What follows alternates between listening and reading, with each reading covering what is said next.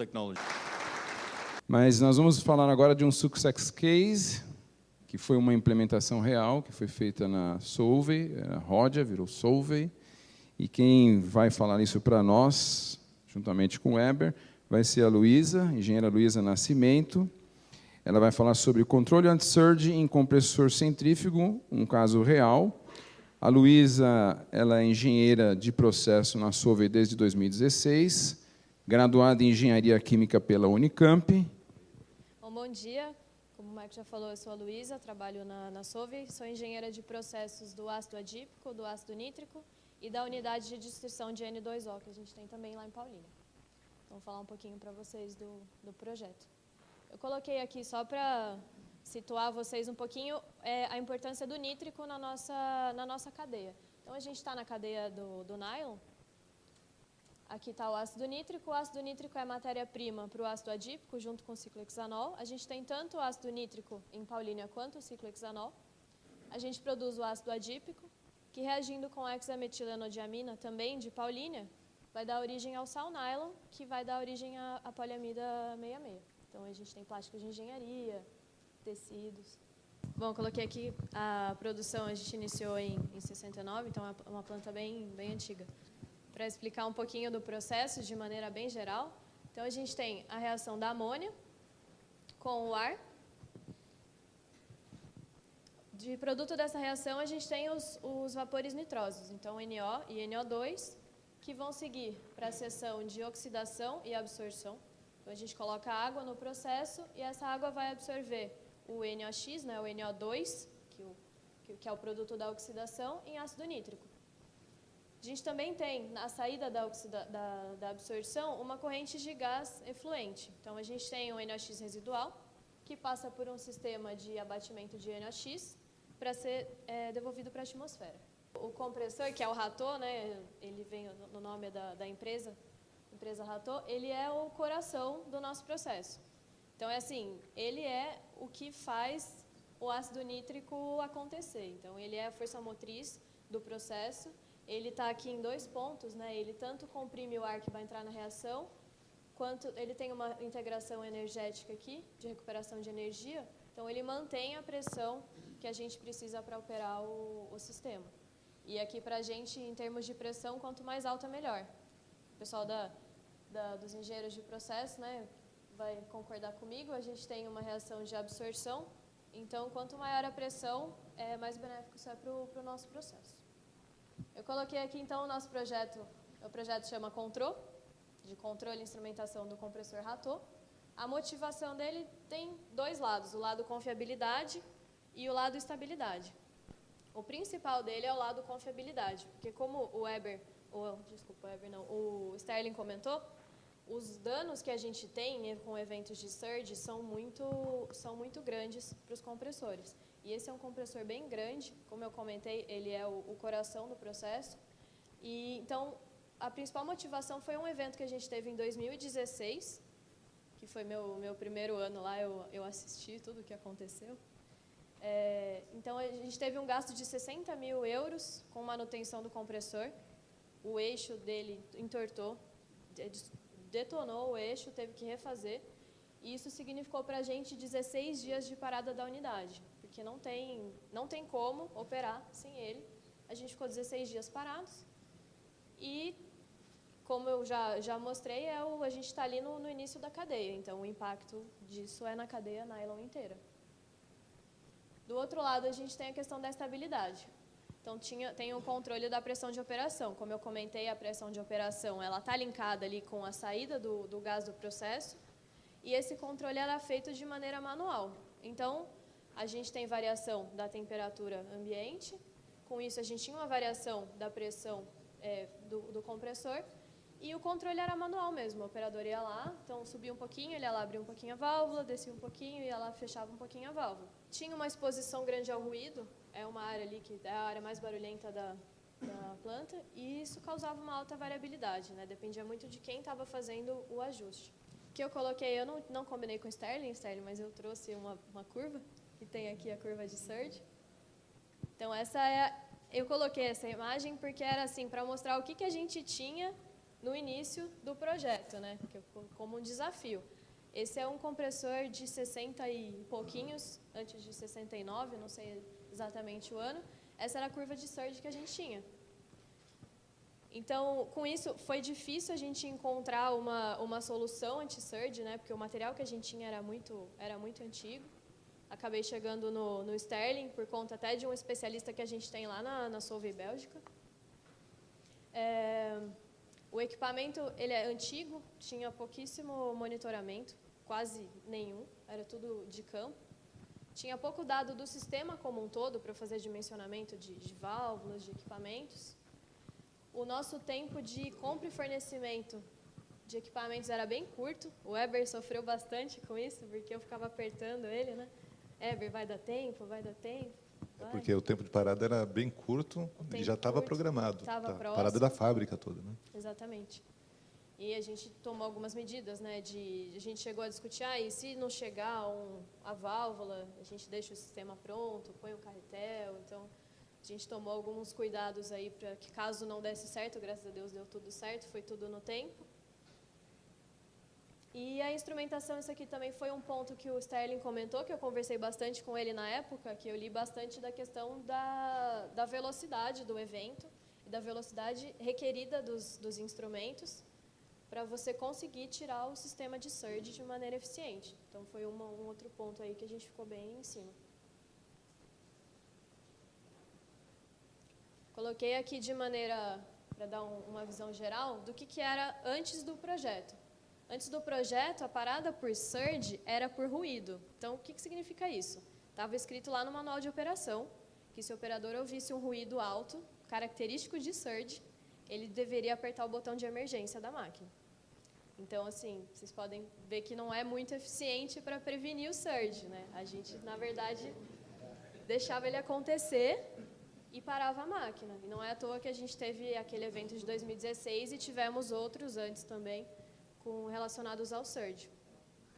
As válvulas que o Sterling comentou também, no nosso caso a gente não devolve para a sucção, que é atmosférico, né? Então a gente joga de volta para a atmosfera. A gente tinha já 2 válvulas para fazer esse trabalho, né, de jogar para a atmosfera, mas elas não protegiam o compressor. O que acontecia? O compressor parava e a parada do compressor acionava a abertura dessas válvulas. Então era simplesmente para ficar mais fácil de despressurizar o sistema, mas você não prevenia contra danos.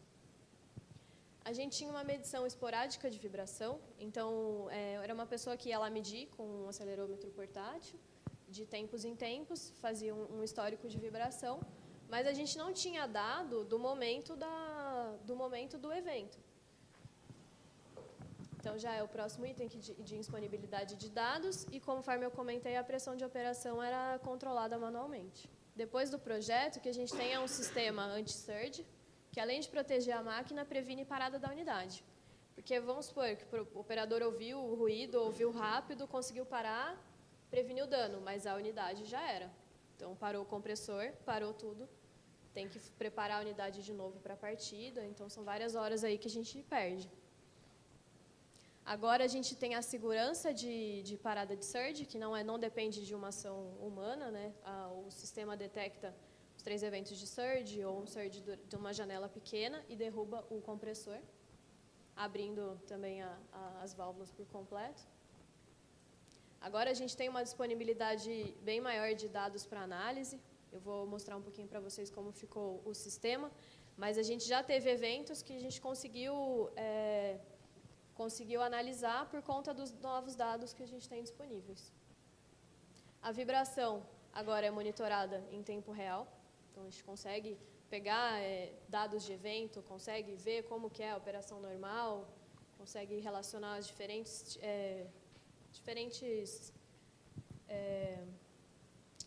marchas dos eventos.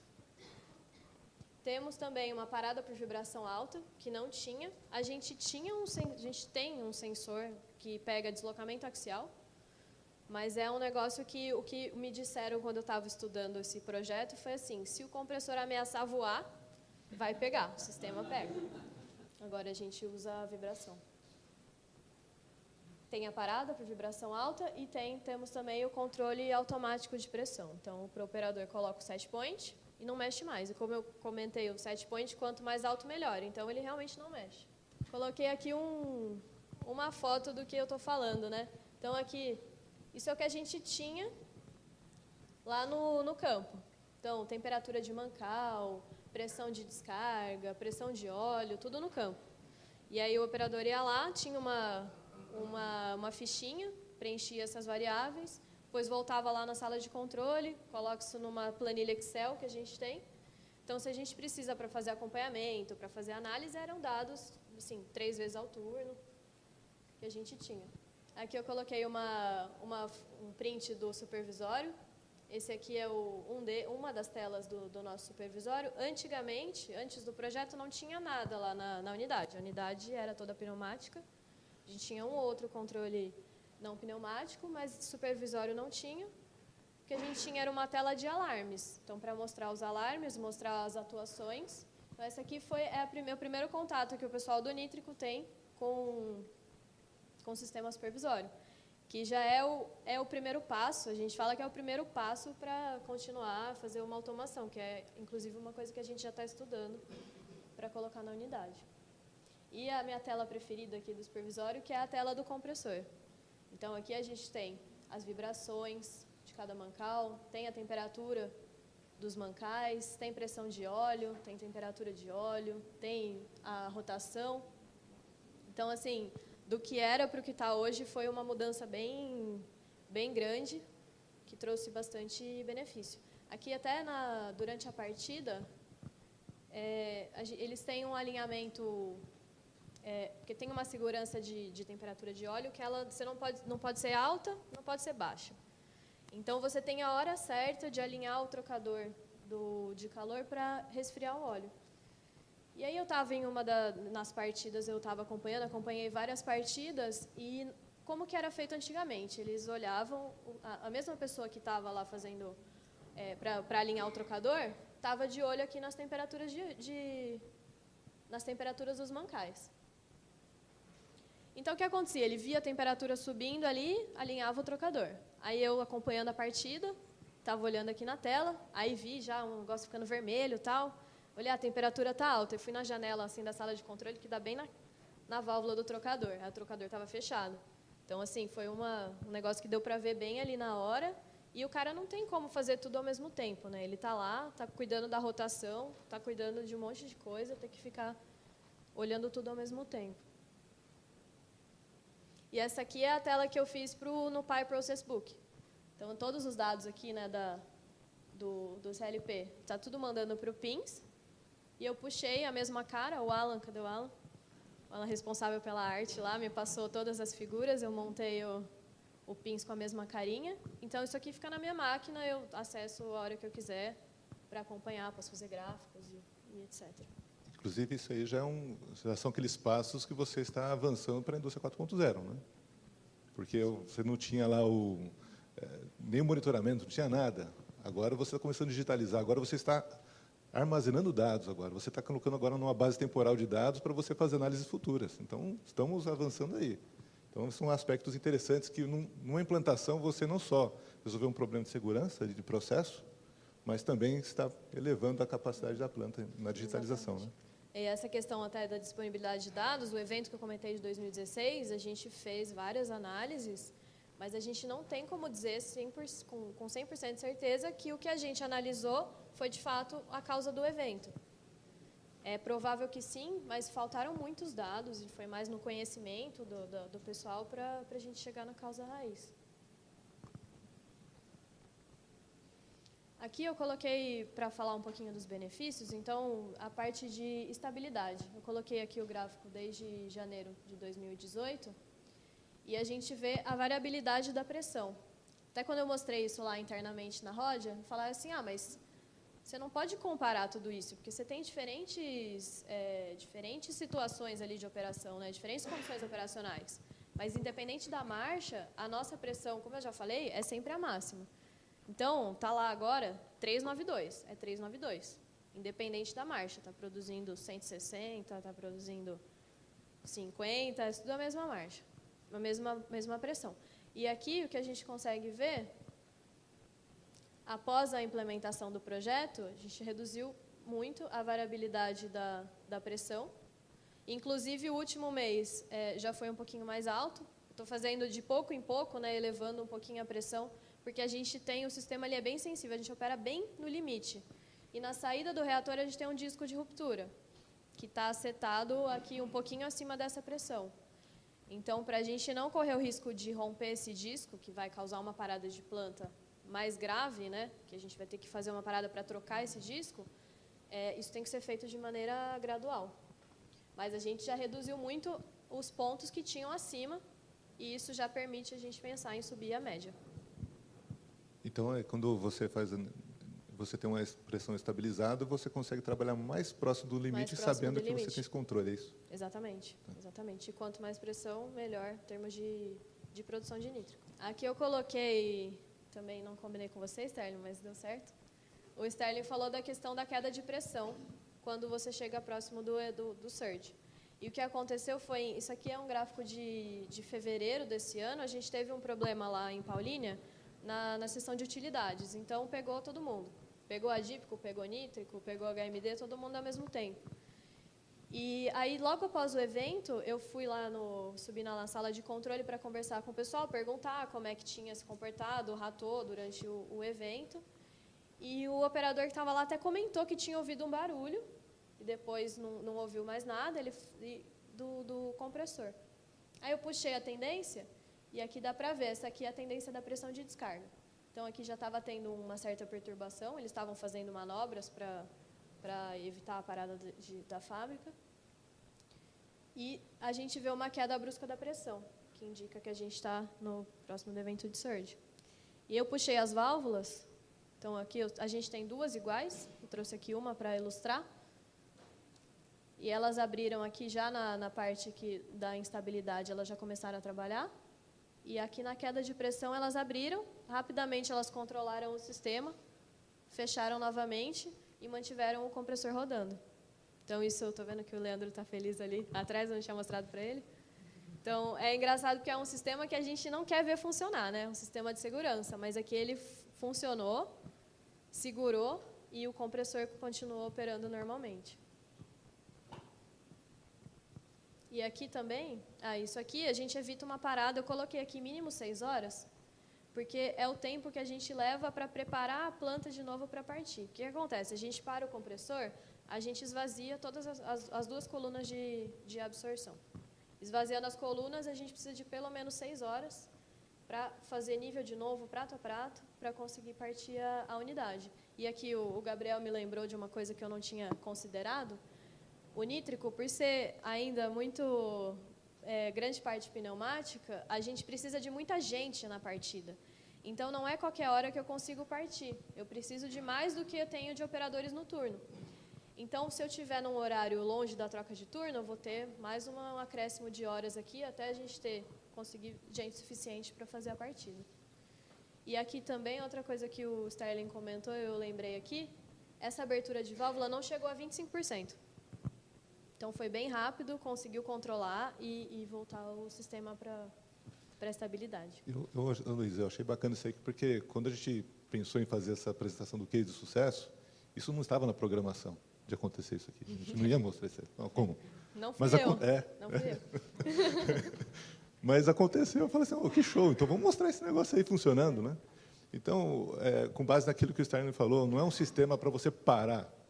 Ele tem que continuar produzindo. Exatamente. Então, ele vai colocar em equilíbrio o sistema, ocorrer um distúrbio, continua operando, continua funcionando sem parar a fábrica. Exato. Show, hein, Sterling? E aqui eu coloquei, né, da questão da parada, mas se a gente pensar no evento de 2016, a gente podia ter tido a mesma coisa. Podia ter ficado aí um mês sem compressor de novo e tido um prejuízo bem grande.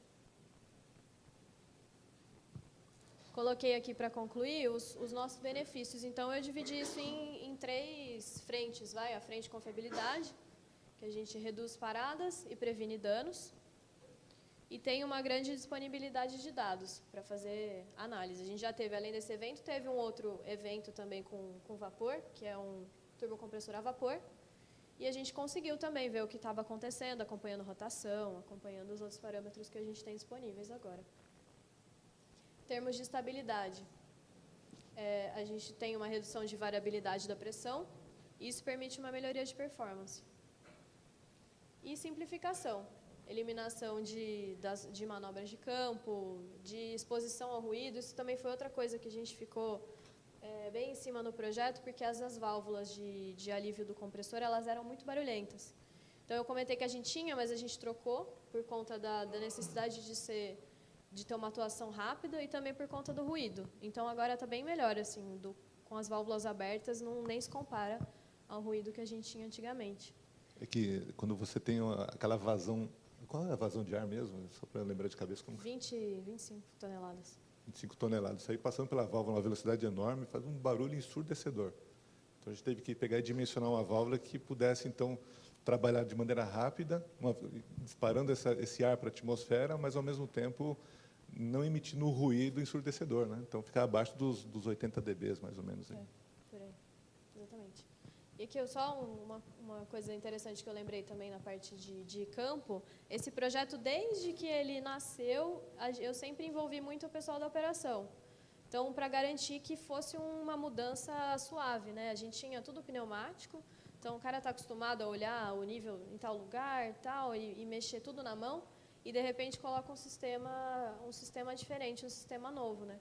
Então, desde o começo, eu conversei bastante com o pessoal, pedia opinião, falava, vou fazer de tal jeito, aqui que você acha de eu fazer assim? Até no TAF, a gente trouxe o pessoal da operação, né? Trouxe um supervisor, trouxe um operador, para ver mesmo como que seria o melhor jeito de implementar, porque, no fim, quem vão usar são eles, né? Então, foi uma parte bem legal também do projeto, que foi essa proximidade com a operação, e você vê que eles gostam muito do resultado. Então, o feedback que eu tenho deles é muito bom. Isso é um resultado muito legal do projeto. Obrigada, gente. É isso aí.